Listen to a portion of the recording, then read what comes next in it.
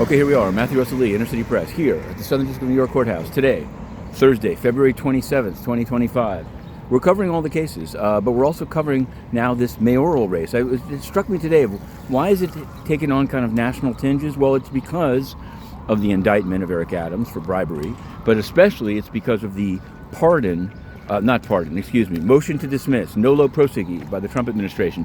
Now they're tangled up in blue because DOJ wants to dismiss it without prejudice to renewal, and now Eric Adams, seeing the writing on the wall, has asked that it be dismissed with prejudice. I don't know how Judge Cuomo, he's yet to rule on yesterday's filing, but there was a mayoral candidate, mayoral forum.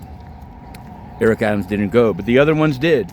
Jessica Ramos, Scott Stringer, Brad Lander, I don't want to forget any of them, excuse me, Mr. Blake, Zoran Mamdani, and Zelnor Myrie. They were all there blasting away, as much blasting away at Cuomo, who today may jump into the race, as they were blasting away at Adams. There's also Adrienne Adams. The big story today is that she filed papers and that Tish James is behind her. So I don't know exactly what I'm saying, except that we're going to be doing more of this coverage, and there's a legal element to all of it. We're also covering, of course, the Charlie Javice trial, where yesterday things turned. The first two witnesses didn't really lay a glove on her, but the third one was pretty much saying that she was inflating numbers well above the $4 million figure. You can find all of this on Inner City Press, Substack, and elsewhere. We're covering that trial. Sue Me Terry, it's a spy case. Spouse of Max Boot, described, now has moved to dismiss, charged with being a FARA violation, working for South Korea without registering as a foreign agent. Now, the issue has become, she says that she was questioned.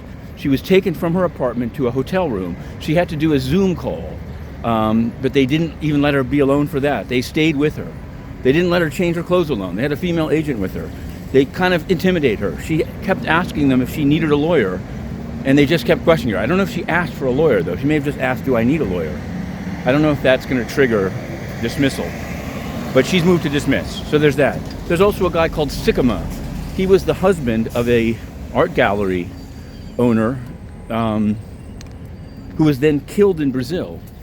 And now he's been charged with murder for hire. And yesterday at a hearing that there was no one else covering for some reason, it was said it's a capital case. He's going to need learned counsel because he may be the first one on the track of the new administration's new policy on executions. We'll see.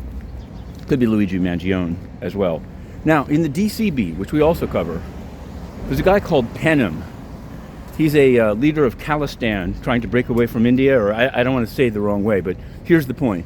He was the target of a murder for hire trial of Mr. Gupta, who's on trial up here, but he's filed his own civil suit against the government of India here in SDNY, but he had to serve a guy called Ajit Doval of the Indian government while he was in Blair House, right across from the White House. But you're supposed to be able to apparently give legal papers to the Secret Service to serve foreign officials when they're in D.C., but the Secret Service refused to take the papers, he says, of his process server, threatened to arrest the process server. Finally, the process server left the papers in a Starbucks. I don't know if that's going to qualify as service, but he's asked the judge to okay that as service.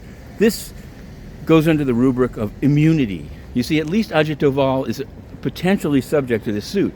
The UN, of course, claims to be totally immune, absolutely immune. They claim that they can assist terrorist attacks and get away with it. They claim that they can bring cholera to Haiti and kill people, get away with it. They claim they can throw out any journalist they want, totally outside of the entire building, and not answer any questions.